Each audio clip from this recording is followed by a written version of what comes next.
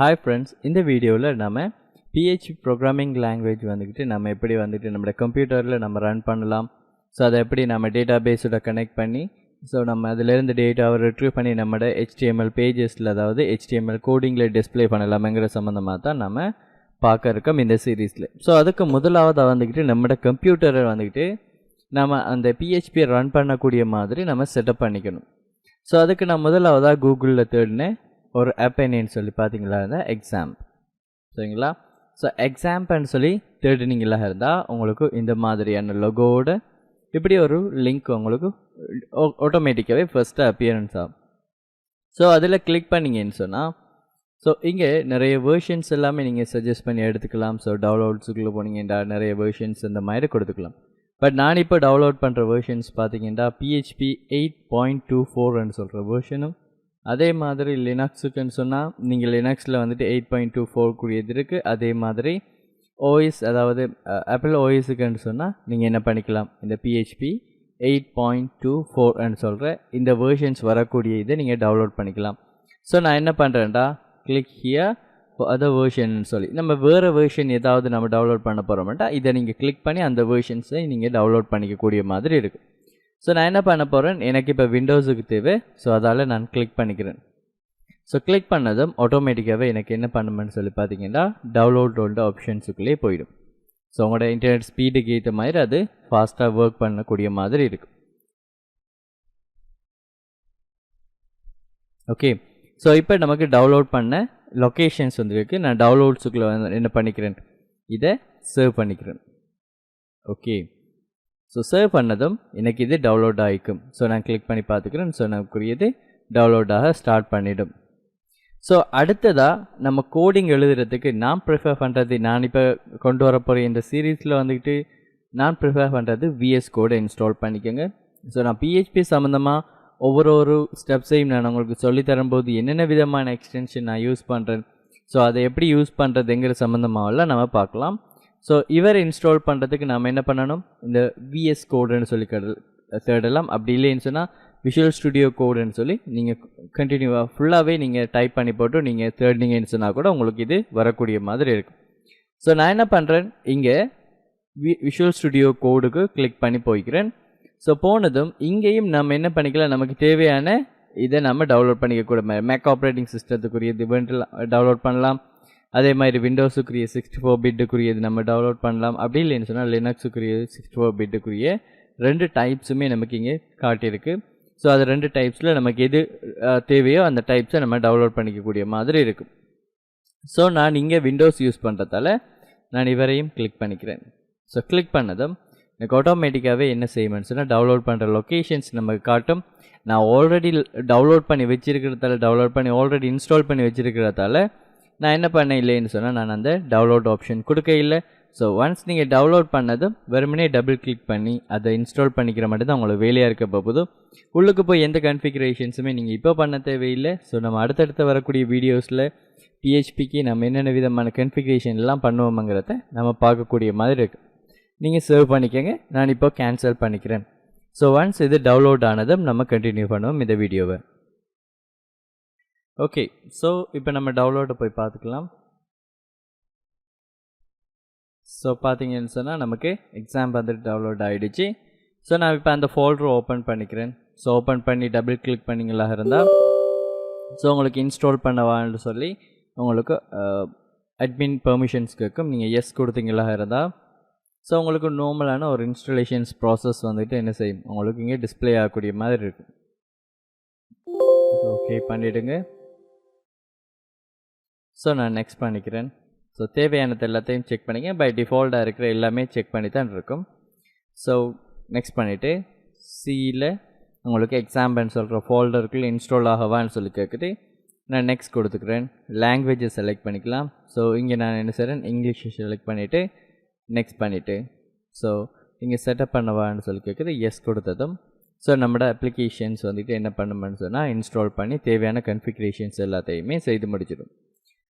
So once இது install ஆகி complete ஆனதுக்கப்புறம் நம்ம என்ன பண்ணுறதுங்கிறது இன்ஸ்டால் ஆகி முடிஞ்சதுக்கப்புறம் பார்க்கலாம்.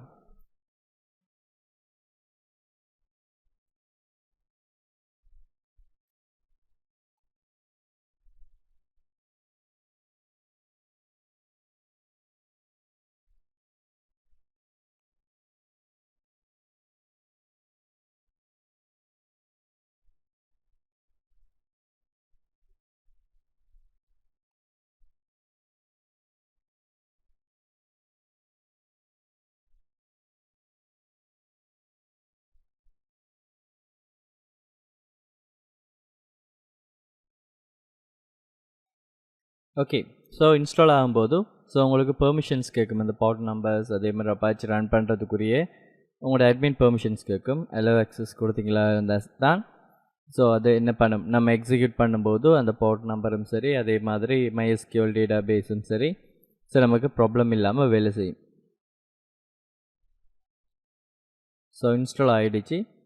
ஸோ நமக்கு எஸ் இப்போ என்ன கேட்குது பாருங்கள், do you want to start the control panel nowன்னு சொல்லி நான் ஃபினிஷ் கொடுத்துட்டேன். அதை டிக் பண்ணிவிட்டு ஓகே பண்ணிங்கன்னா உங்களுக்குரிய கண்ட்ரோல் பேனல் வந்துட்டு ஓப்பன் ஆகும். ஸோ நான் இங்கே என்ன பண்ணுறேன், ஃபஸ்ட்டுக்கு அப்பாச்சியை ரன் பண்ணணும். ஸோ அப்பாச்சி வந்துட்டு நமக்கு 80ன்னு சொல்கிற போர்ட் நம்பரில் பை டிஃபால்ட்டாகவே ஒர்க் ஆகும். அதே மாதிரி ஸோ இங்கே mysql ரன் பண்ணும்போது அதுக்கு உங்களுக்கு அட்மின் பெர்மிஷன்ஸ் வந்துட்டு கேட்கும். So perfect. இப்போ நமக்கு இந்த ரெண்டுமே வந்துட்டு பர்ஃபெக்டாக வேலை செய்யக்கூடிய மாதிரி இருக்குது. ஸோ இப்போ நான் PHP ஃபைல் நான் ரன் பண்ண போகிறேன்னு சொன்னால் எந்த லொக்கேஷனில் போய் நான் இதை எக்ஸிக்யூட் பண்ணணும். ஸோ அதை நம்ம இந்த வீடியோவிலேயே நம்ம பார்த்துடலாம். ஸோ நான் என்ன பண்ணுறேன், சி ட்ரைவுக்குள்ளே போயிட்டு ஸோ எக்ஸாம்ப் இருப்பார் சி ட்ரைவில். ஸோ எக்ஸாம்ப்குள்ளே போயிட்டு ஸோ htdocsன்னு சொல்லி இருக்குது. ஸோ இங்கே தான் நம்ம ஒரு ஃபோல்டர் ஒன்று க்ரியேட் பண்ணணும். அந்த ஃபோல்டருக்குள்ளே தான் நமக்கு தேவையான ஃபைல்ஸ் எல்லாமே நம்ம என்ன பண்ண போகிறோம், இங்கே எக்ஸிக்யூட் பண்ண போகிறோம். ஸோ நான் என்ன பண்ணுறேன், இங்கே ஹோமுக்குள்ளே போயிட்டு நியூ ஃபோல்டர் கொடுக்கேன். அந்த ஃபோல்டரில் நான் என் பேர் கொடுத்துறேன். நான் என்ன பண்ணுறேன், மை ஆப்ன்னு சொல்லி என் அப்ளிகேஷன்ஸுக்கு பேர் கொடுக்கேன். பேர் கொடுத்ததும் அந்த ஃபோல்டருக்குள்ளே வந்து எனக்கு தேவையான ஃபைலை நான் க்ரியேட் பண்ணிக்கணும். பட் PHPயை நம்ம ரன் பண்ணும்போது .phpன்னு சொல்லி ஃபைனலாக கொடுக்கணும். ஸோ HTML மாதிரி நம்ம என்ன பண்ண இல்லாது, நம்ம HTML எழுதலாம் PHP ஃபைலுக்குள்ளே, பட் என்ன பண்ண இல்லாதுன்னு சொல்லி பார்த்தீங்கன்னா PHPன்னு சொல்லி எக்ஸ்டென்ஷன் கொடுக்க இல்லாது. ஸோ நான் என்ன பண்ணுறேன், ஸோ திருப்பியும் போயிட்டு இதுக்குள்ளேயே CMDயில் அதாவது ஃபஸ்ட்டுக்கு இந்த ப்ராஜெக்டை வந்துக்கிட்டு நான் என் VS கோடில் ஓப்பன் பண்ணிக்கிறேன். நான் என் லொக்கேஷனில் போயிட்டு நீங்கள் CMD அதாவது விஷுவல் ஸ்டுடியோ கோடு ஆல்ரெடி இன்ஸ்டால் பண்ணியிருந்தீங்கன்னா இந்த ஸ்டெப்ஸை செய்தீங்கன்னா உங்களுக்கு ஈஸியாக இருக்கும். நான் என்ன பண்ணுறேன், CMD கொடுத்து என்டர் பண்ணதும் நீங்கள் எந்த ஃபைல் லொக்கேஷனில் வந்துக்கிட்டு நீங்கள் வச்சு அதை எக்ஸிக்யூட் பண்ணிங்களோ அந்த ஃபைல் லொக்கேஷனில் வந்துடும். அதுக்கப்புறம் கோடு டைப் பண்ணிவிட்டு ஸ்பேஸ் பண்ணிவிட்டு டாட் பண்ணிவிட்டு என்டர் பண்ணிங்கன்னு சொன்னால் உங்களோட VS கோட் வந்துட்டு இதில் ஓப்பன் ஆகிடும். பர்ஃபெக்டாக நமக்கு இங்கே ஓப்பன் ஆகிடுச்சு. இப்போ நம்ம ஃபைல் ஓப்பன் பண்ண போகிறோம். இங்கே நான் என்ன செய்கிறேன், நியூ ஃபைல் அண்ட் ஆப்ஷன்ஸ் இருக்குது. ஸோ அதுக்குள்ளே போயிட்டு index.phpன்னு சொல்லி கொடுக்கணும். சாரி PHPன்னு சொல்லி கொடுத்து விட்டேன். ஸோ எக்ஸ்டென்ஷன் சம்மந்தமாகலாம் நம்ம என்ன பண்ணிக்கலாம், நம்ம பிறகு பார்க்கலாம் வந்துட்டு. பட் இப்போதைக்கு ஜஸ்ட் பேசிக்ஸான கன்ஃபிகரேஷன்ஸை நான் பண்ணிக்கிறேன். ஓகேங்களா. ஸோ நான் PHP கொடுத்ததும் இங்கே என்ன பண்ணுறேன், PHP. ஸோ PHP எப்போவுமே இப்படி தான் கொடுப்பாங்க, PHP அண்ட் PHPயோட க்ளோசிங் திங்ஸ். இங்கே போயிட்டு நான் இப்போ பேசிக்ஸாக எக்கோ இப்படி இதெண்டா என்னன்றதெல்லாம் நம்ம கண்டினியூவாக பார்ப்போம். No worries. ஸோ நான் இப்போ ஜஸ்ட் வந்துட்டு ஒரே ஒரு மெசேஜ் என்ற ப்ரௌசரில் நான் கொண்டு வரணும் அங்கிறதுக்காண்டி. So hi, I am going to learn PHP ன்னு சொல்லி கொடுத்துருக்கேன். கொடுத்ததும் சேவ் பண்ணிக்கிறேன். இப்போ நான் என்ன பண்ண போகிறேன், ஈஸியாக இதில் அட்மின்னு சொல்கிற ஆப்ஷனை கொடுத்தீங்கன்னு சொன்னால் உங்களுக்கு என்ன செய்யும், இங்கே அட்மின் பேனல் வந்துடும். சரிங்களா. எப்படி லோடாக இருக்கணும், லோக்கல் ஹோஸ்ட் அதே மாதிரி /dashboardன்னு சொல்லி இருக்கணும். இவர் என்னது, இந்த டேஷ்போர்டுங்கிறவர் யார், வேறு யாரும் கிடையாது. htdocsக்குள்ளே பார்த்தீங்கன்னா டேஷ்போர்டுன்னு சொல்லி ஒரு ப்ராஜெக்ட் அவங்க ஆல்ரெடி பை டிஃபால்ட்டாக க்ரியேட் பண்ணி வச்சுருப்பாங்க.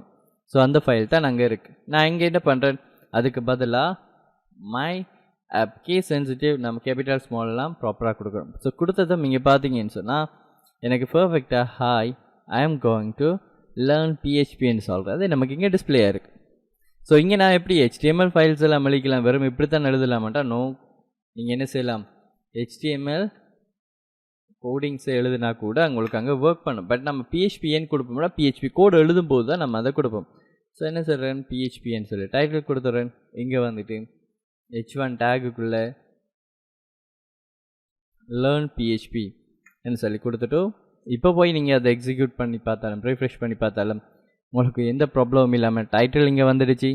அதே மாதிரி லேர்ன் பிஹெச்பின்னு சொல்கிறது வந்துடுச்சு. ஸோ நமக்கு எந்த இஷ்யூவும் இல்லாமல்